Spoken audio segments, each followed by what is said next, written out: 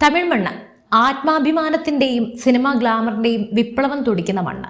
ആ മണ്ണിൽ ഇപ്പോൾ ഒരു പുതിയ ചരിത്രം പിറന്നിരിക്കുകയാണ്. 2026 നിയമസഭാ തിരഞ്ഞെടുപ്പ് ഫലം വന്നപ്പോൾ തമിഴ്നാട് സ്തംഭിച്ചു നിന്നു.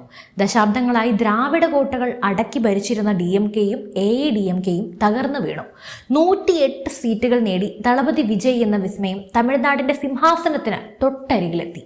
എന്നാൽ ആ കസേരയിലിരിക്കാൻ അദ്ദേഹം തയ്യാറായിക്കൊണ്ടിരിക്കുമ്പോൾ കാലം കാത്തുവെച്ചത് ഒരു വലിയ രാഷ്ട്രീയ അട്ടിമറിയായിരുന്നു. 108 എന്ന മാന്ത്രിക സംഖ്യയ്ക്ക് പിന്നിൽ മറഞ്ഞിരുന്ന ചതിക്കുഴികൾ എന്തൊക്കെയായിരുന്നു? ഈ രാഷ്ട്രീയ ചതുരംഗ കളത്തിൽ കേരള മുഖ്യമന്ത്രി പിണറായി വിജയന്റെ സാന്നിധ്യം സ്റ്റാലിൻ എത്രത്തോളം കരുത്തായി? സത്യത്തിൽ എന്താണ് അവിടെ സംഭവിച്ചുകൊണ്ടിരിക്കുന്നത്? വിജയ് ഇപ്പോൾ മുഖ്യമന്ത്രി ആകില്ലേ? ഗവർണറുടെ അപ്രതീക്ഷിത നീക്കം, അർദ്ധരാത്രിയിലെ രഹസ്യ ചർച്ചകൾ, വിജയെ അധികാരത്തിന് പുറത്താക്കാൻ ശത്രുക്കൾ ഒന്നിക്കുന്ന ഈ മഹാനാടകം നമുക്കൊന്ന് വിശദമായി തന്നെ പരിശോധിക്കാം, കാര്യങ്ങൾ മനസ്സിലാക്കാം. ഈ കഥയുടെ ആഴമറിയാൻ നമ്മൾ ദ്രാവിഡ രാഷ്ട്രീയത്തിന്റെ സ്വഭാവം ഒന്ന് മനസ്സിലാക്കണം. 1967 ശേഷം തമിഴ്നാട് കണ്ടിട്ടുള്ളത് ദ്രാവിഡ പാർട്ടികളുടെ ആധിപത്യമാണ്. അവിടെ സിനിമ വെറുമൊരു വിനോദമല്ല, അത് രാഷ്ട്രീയത്തിന്റെ പരീക്ഷണശാല കൂടിയാണ്. അണ്ണാദുരയെയും കരുണാനിധിയും, അതായത് സിനിമയിലെ തൂലിക കൊണ്ട് വിപ്ലവം രചിച്ചവരാണവർ. MGRലേക്ക് വന്നാൽ സിനിമയിലെ ഹീറോയിൽ നിന്നും ജനങ്ങളുടെ ദൈവമായി മാറിയ വ്യക്തിയാണ്. ജയലളിതയിലേക്ക് വന്നാൽ ദ്രാവിഡ രാഷ്ട്രീയത്തെ തൻ്റെ കാൽക്കീഴിലാക്കിയ പെൺ കരുത്താണ്. ഇത്തരമൊരു പാരമ്പര്യത്തിലേക്കാണ് വിജയ് എന്ന സൂപ്പർ താരം തൻ്റെ കരിയറിൻ്റെ ഉച്ചകോടിയിൽ നിൽക്കുമ്പോൾ തമിഴക വെട്രി കഴകം എന്ന പാർട്ടിയുമായി കടന്നു വന്നത്. സിനിമയിലെ ഗ്ലാമർ മാത്രം വെച്ച് ഇവർ ജയിക്കില്ല എന്ന് പ്രവചിച്ച രാഷ്ട്രീയ നിരീക്ഷകരെ ഞെട്ടിച്ചുകൊണ്ട് 2026 വിജയ് മാന്ത്രിക പ്രകടനം തന്നെ നടത്തി. തിരഞ്ഞെടുപ്പ് ഫലം ഇങ്ങനെയായിരുന്നു. അതായത് TVK വിജയുടെ തമിഴക വെട്രി കഴകത്തിന് 108 സീറ്റുകൾ, സ്റ്റാലിൻ്റെ DMKക്ക് 59 സീറ്റുകൾ, AIADMKക്ക് 47 സീറ്റുകൾ. 234 അംഗങ്ങളുള്ള സഭയിൽ കേവല ഭൂരിപക്ഷത്തിന് വേണ്ടത് 117 വിജയ് 2 മണ്ഡലങ്ങളിൽ, അതായത് പേരമ്പൂർ, തിരുച്ചിറപ്പള്ളിയിൽ വിജയിച്ചിരുന്നു. അതുകൊണ്ട് ഒരു സീറ്റ് രാജിവെക്കുമ്പോൾ TVKയുടെ ഫലപ്രദമായ സീറ്റ് നില 107 ചുരുങ്ങും. അതായത് 10 സീറ്റുകൾ കൂടി ഉണ്ടെങ്കിൽ മാത്രമേ വിജയ്ക്ക് അവിടെ ഭരിക്കാൻ സാധിക്കൂ. ഇവിടെയാണ് കോൺഗ്രസ് രംഗപ്രവേശനം ചെയ്യുന്നത്. സ്റ്റാലിനെ ഞെട്ടിച്ചുകൊണ്ട് കോൺഗ്രസ് DMK സഖ്യം ഉപേക്ഷിച്ചു. വിജയുടെ ആശയങ്ങളോട് ചേർന്ന് നിൽക്കാനും ഭരണം പിടിക്കാനും കോൺഗ്രസ് തയ്യാറായതോടെ തമിഴ്നാട്ടിൽ വിജയ് സർക്കാർ ഉടൻ വരുമെന്ന് എല്ലാവരും ഉറപ്പിച്ചു പറഞ്ഞു. ഞാനടക്കം, നിങ്ങളടക്കം എല്ലാവരും തമിഴ് മുഖ്യമന്ത്രിയെ വിജയ് ചിന്തിച്ചു കൂട്ടി.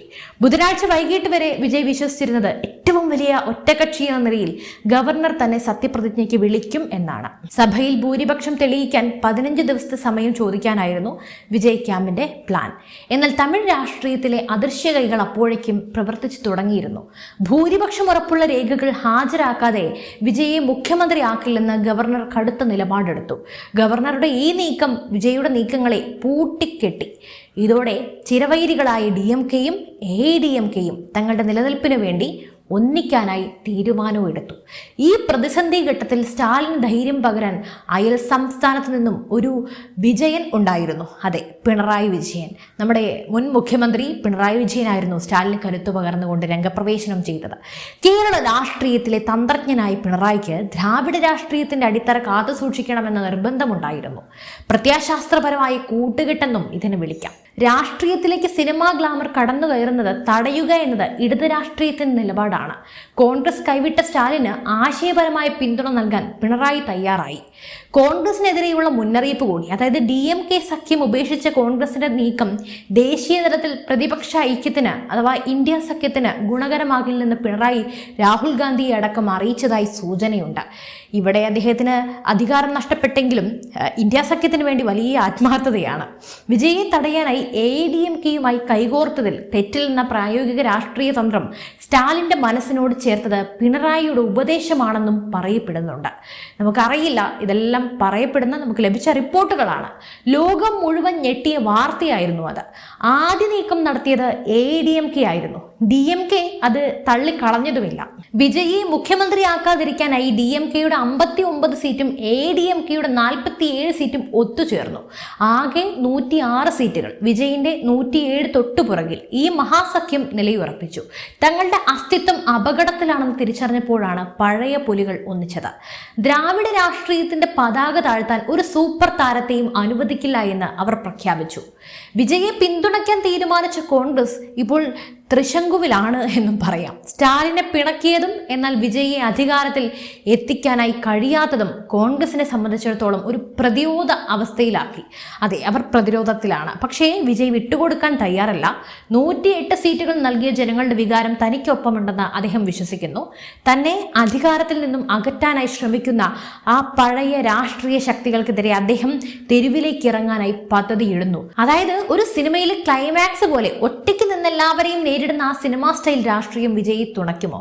കണ്ടു തന്നെ അറിയണം. തമിഴ്നാട് ഇപ്പോൾ നിൽക്കുന്നത് ഒരു വലിയ ചോദ്യചിഹ്നത്തിന് മുന്നിലാണ്. ഈ രാഷ്ട്രീയ നാടകം വെറും ഒരു അധികാര കൈമാറ്റത്തിന്റെ പ്രശ്നമല്ല, മറിച്ച് ദ്രാവിഡ രാഷ്ട്രീയത്തിന്റെ നിലനിൽപ്പിന് വേണ്ടിയുള്ള പോരാട്ടമാണ്.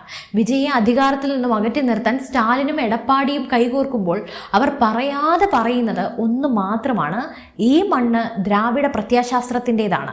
അവിടെ സിനിമയിലെ നായകന്മാർക്ക് തിരക്കഥ എഴുതാൻ കഴിയില്ല.